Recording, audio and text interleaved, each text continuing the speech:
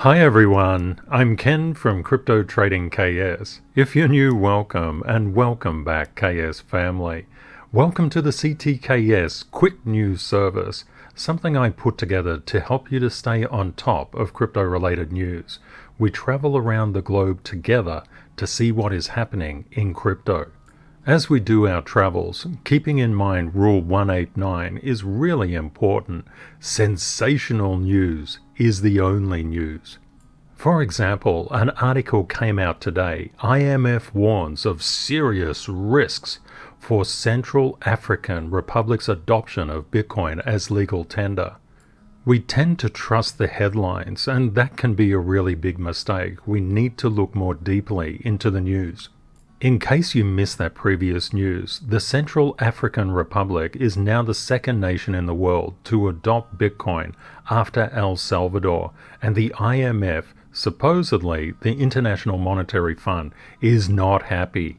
So who is this International Monetary Fund, or what is this International Monetary Fund? Well, they were actually developed, created, established in 1944. They have 190 member countries, and they have $1 trillion available to lend out. The IMF, in its 2021 annual report, actually gave a lot of money out in loans, but please bear in mind, it just doesn't give the money, it wants to be paid back. And according to their annual report, the second Great Depression was averted thanks to an unprecedented global policy response. And I think that's actually pretty fair. So where is the International Monetary Fund actually located? Let's go for a trip. Whoa, it's in Washington. So let's check it out.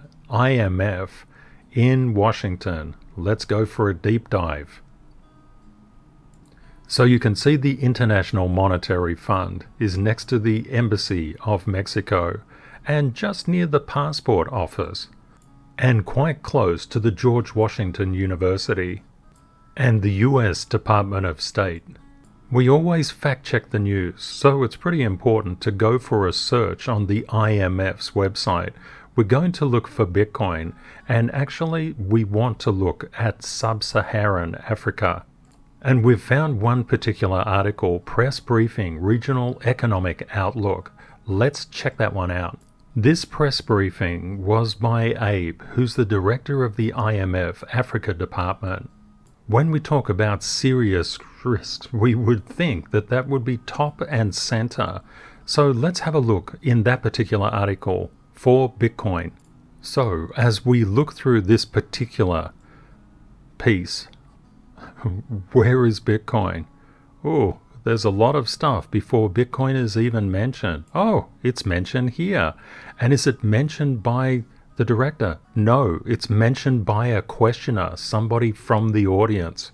And this questioner says, and my second question, it's a little bit tangential, but Central African Republic announced yesterday that they would be adopting Bitcoin as equal tender. What is the IMF's position on this? Very important point. And could cryptocurrencies be the source of support, perhaps, for countries that are struggling with their exchange rates? Abe answers this question, and it's really important to see how he actually answered it. So he says, turning to the recent news, their government has adopted the option to use Bitcoin and other currencies as alternative means of payment.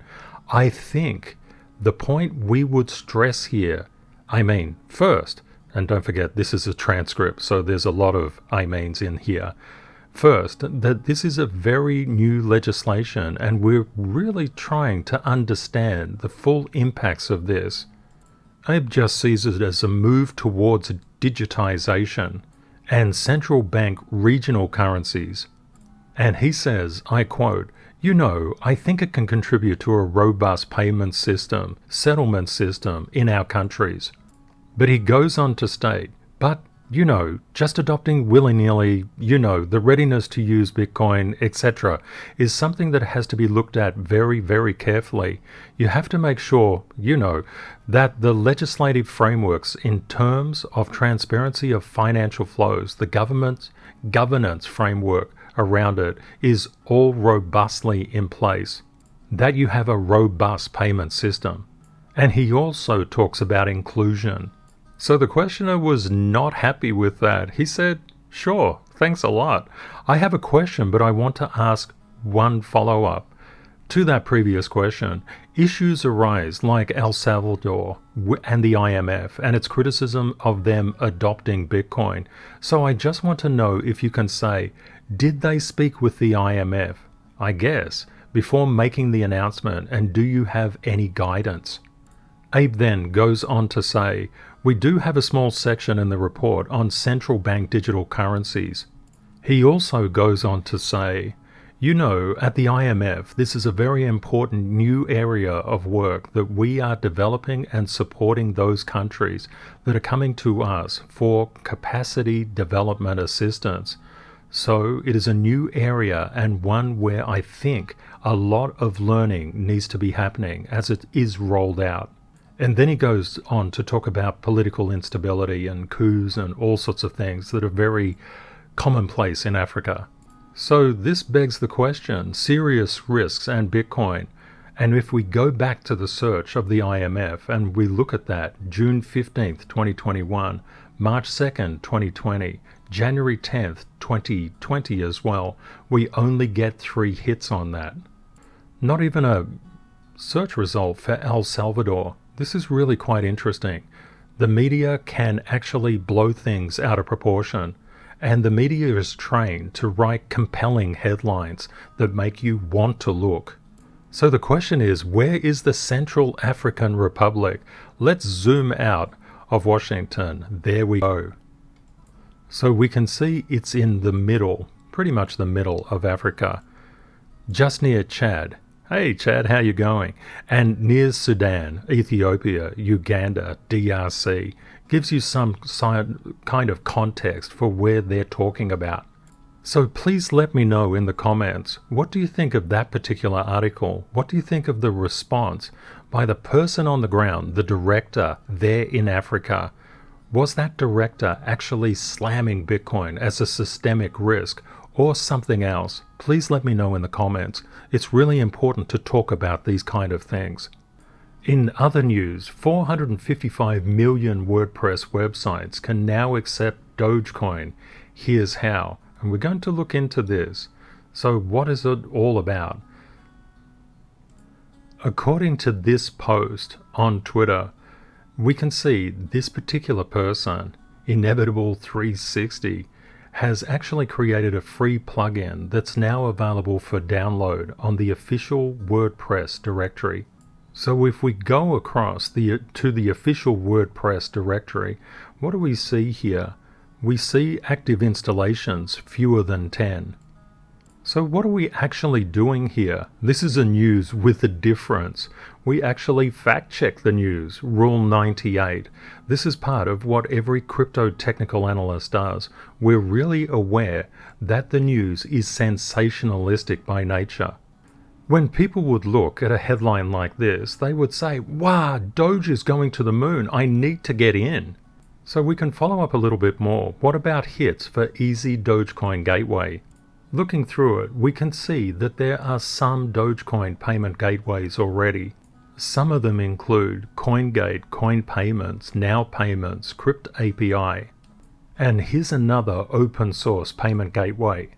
Coin Remitter also accepts Dogecoin as payment. And we can see Coin Remitter has about 32,000 users at the moment. It's important to do your own research, especially in the crypto space. We need to look behind the news headlines. One thing I suggest is actually go to the website, dogecoin.com.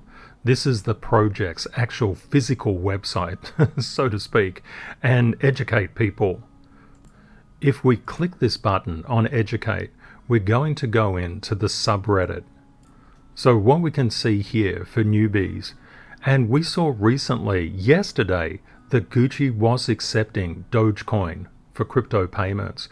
So this is happening, but they're not talking about using actual WordPress.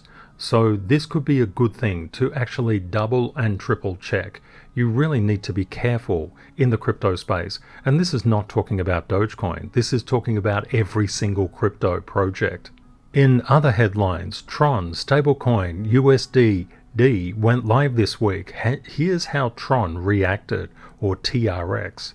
We don't actually need headlines because we actually track this every day. We can see Tron has been doing really well. Over the past 7 days, it's up 21.62%. You can see we know the news in advance of the news. We can see the patterns playing out. That's why we must enhance our pattern recognition skills. Before we get into this article, we're actually going to look up USDD. I would suggest just going to coinmarketcap.com. Go up here into the search area and type USDD. Just like that. And then press enter. Now what do we see here? USDD. And we can see its overview. Let's just scroll out to all. And we can see it's not been here very long. Don't forget, USDD is actually a stable coin. Don't invest in this, you won't make any money. It's supposed to stay around the $1 peg. But let's have a look at the market. Where is it actually trading? Not very many places, just basically DEXs at the moment. It hasn't hit any centralized exchange.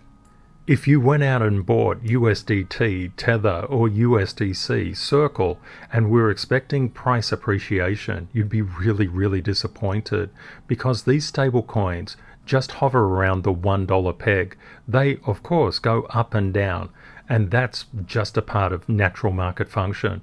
But you're not going to get any return on USDD. It's not for that purpose. And if we look at the holders coming across here, we can see the holding addresses are increasing. The balances decreasing, but this is pretty much just at 100%. And when we look down here, we can see there's not much in USDD, not much at all. And when I say not much at all, you could say, Ken, 12.5 million, that's a lot of money. But when compared to USDC and USDT, it's absolutely a rounding error. It's nothing. I'll just give you an idea what I'm talking about. One thing that you will want to do, turn off this highlight. You don't want to see those highlights. They'll just lead you utterly astray. Let's have a look at Tether. 53, and this is $53.2 billion worth of transfers, and what we can see here is $83.2 billion market cap. When you talk about billions and millions, they're very different. What we can see here, USDC, about 48.6 billion. These two stable coins are absolute giants. Now that we have context, we can actually look through this article, but I think Tron is really on the right path here, and definitely Lunar Foundation Guard with its purchases of Bitcoin is also on the right path. The key here is that UST and USDD are algorithmically backed stable coins, and they're completely decentralized, which is fantastic. This really is very different from Tether and Circle that actually hold different kinds of reserves. When we search for Terra's USD or UST, what we actually see, it's ranked number 10. And then if we look into the market to see what markets it actually can go in through, we can see a lot of things in here, and that's what we want to see. The more pairs, the better, especially if you trade from a centralized exchange, which is, I believe, the only way that you should be doing anything if you're new into the crypto market. A lot of people disagree with that, and they say, no, we should be doing decentralized exchanges. Of course, people can do whatever they feel is best, but from a trading perspective, from a professional trading perspective, there's too much slippage on DEXs. And also, trading high volume is absolutely the way to go because it gives you the best price when you buy and the easiest exit out when you sell. When you look at a particular crypto, I always urge you to actually go and look at the website. And what we can see here from Tron's website, which is tron.network, it gives some pretty good information, and it's a very, very good crypto. Of course, always do your own research. What you want to do is just understand the adoption of these different cryptos. It makes the difference. That's what drives value. We're going to see more and more of these algorithmically backed stablecoins coming out from the major players. And let's have a look into this graph. This chart is actually available live at dashboard.lfg.org. Let's have a look, and we can see that the Lunar Foundation Guard, LFG, its reserves, they've got put $2.83 billion worth of Bitcoin. Well done, LFG. That's absolutely excellent. And you can see Luna and AVAX, USDT and USDC is here as well. Luna and AVAX and Bitcoin gives you a bit of an indication as to what LFG is doing. Just a professional tip, when you see anything like this, you don't want to take this data, you want to go and find the real data, the core data. And what we can do as well, we can look at the active and new addresses in Tron. And what do we see? A big fall off in the active addresses. And what about the new addresses? They're also falling off at the moment. Of course, we understand the price moves in waves, and this is just a price movement, a wave movement, reflecting through active and new addresses. But you can see that the price of Tron is holding up quite well. It's good to have a look at some underlying things also. In other news, Sony partners with Theta Labs to launch 3D NFTs for its spatial reality display. In other news, Senator Elizabeth Warren demands answers from Fidelity for allowing Bitcoin in retirement plans. Poor old Elizabeth, she's not happy. But in response, US Senator introduces bill prohibiting Labor Department from interfering with crypto in retirement accounts. Take that, Elizabeth Warren. In other news, the Central Bank of Argentina bans private banks for offering crypto services. So where is this Central National Bank? Goodbye, CAR. Hello, Central National Bank of Argentina. And here we go. Fascinating stuff to see all these different countries. And just in case if you missed the context, Argentina is a country in South America. In other news, Anchor Protocol's earn rate adjusts for the first time from 19.4% to 18% annual percent yield, which is APY. If we read this article, we can see that the current APY is 18.07%. But if we go to the source, which is app.anchorprotocol.com, we can actually see right now it's 18.13%. You can see that these rates vary. In other news, Massachusetts-based Bentley University now accepting Bitcoin and Ethereum for tuition payments. Let's go on a trip to Massachusetts and find Bentley University. Whoa, here we are. And what a beautiful university it is. Very nice. Lots of greenery. On Wednesday, California's Governor Gavin Newsom signed an executive order aimed at fostering blockchain innovation in the state. That was Executive Order N922. So let's pop across to California. All right. Whoa, there we are. So we want to see the Executive Order N922 that the governor put in place. He starts, whereas California has the 5th largest economy in the world. What a great way to start an executive order. And California is the global innovation hub for emerging technologies. A lot of people have heard about Silicon Valley, and Silicon Valley was the first to embrace the computer revolution. There's a lot of really good things in this particular executive order. But what it's all about is maintaining California's dominance in emerging technology. And we know globally that Dubai is starting to become a really, really big player in the crypto space. The governor said that California must learn the lessons from the past generations of innovation by engaging earlier with emerging sectors. Now, the problem is that if they don't do this, those emerging sectors will find homes in other countries, such as the United Arab Emirates. And we know the UAE is basically saying they want to become so totally crypto-friendly. They're opening the doors to major crypto exchanges. They want the business. There are some different moving parts to this particular executive order, but the concept is they want to create a unified framework in alignment with President Biden's executive order on crypto to investigate basically everything and put forward harmonized regulations and protections for people, but also to embrace the technology. And this executive order actually greenlights people talking about what crypto is and collaborating, which is really, really good to see. Well done, Governor. In other news, ADA Cardano set to onboard game-changing algorithmic stablecoins rivaling Terra's UST. We've seen a lot of price action recently in Terra's, Luna, and also Tron. And Cardano is hopping on the bandwagon. So what is actually happening here?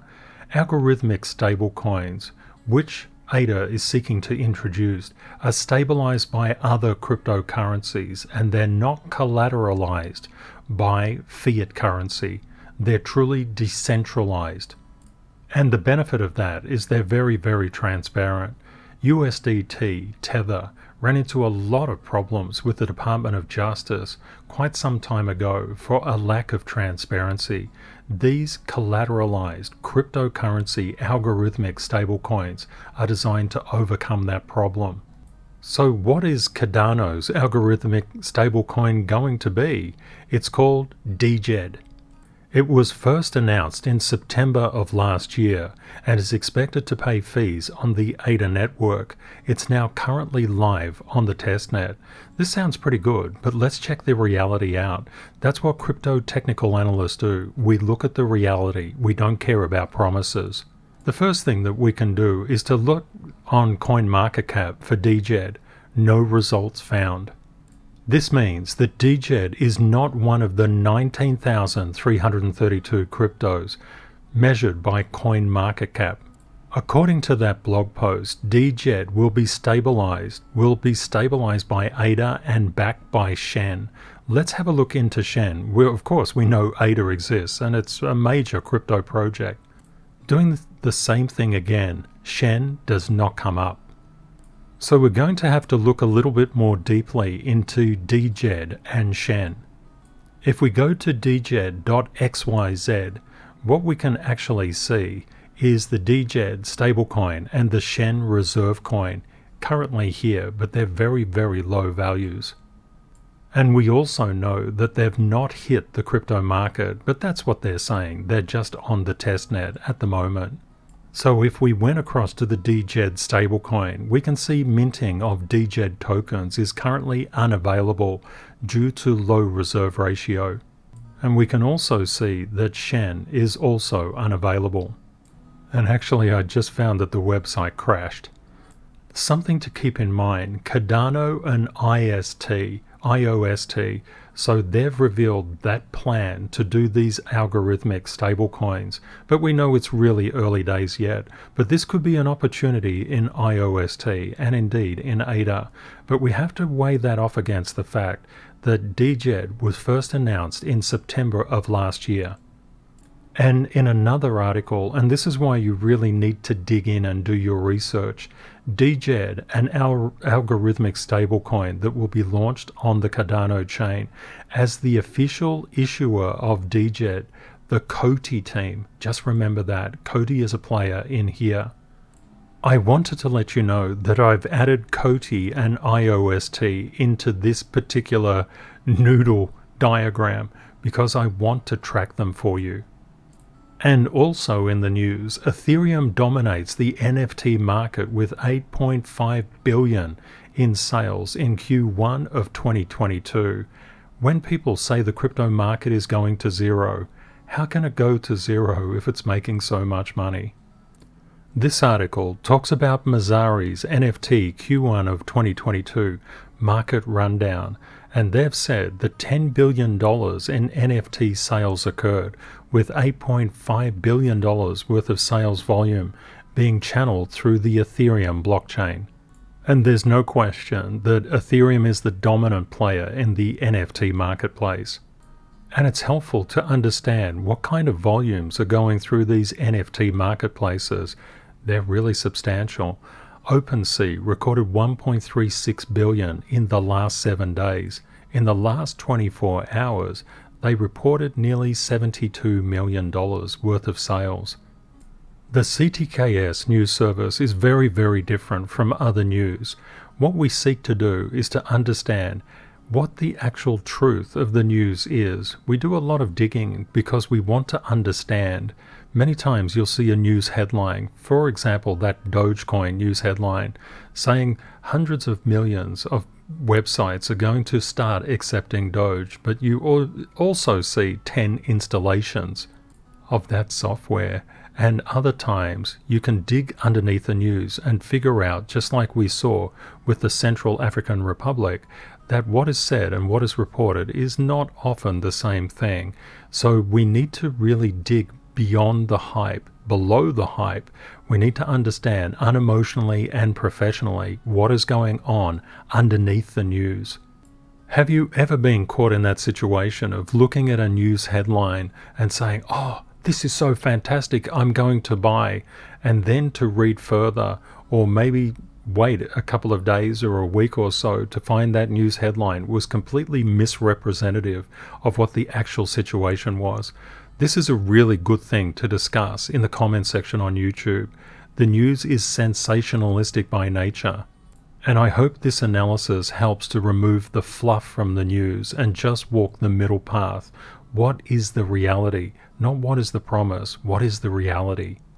I hope you've enjoyed this particular episode of our CTKS news service. I look forward to chatting with you again in the daily price run through. See you then.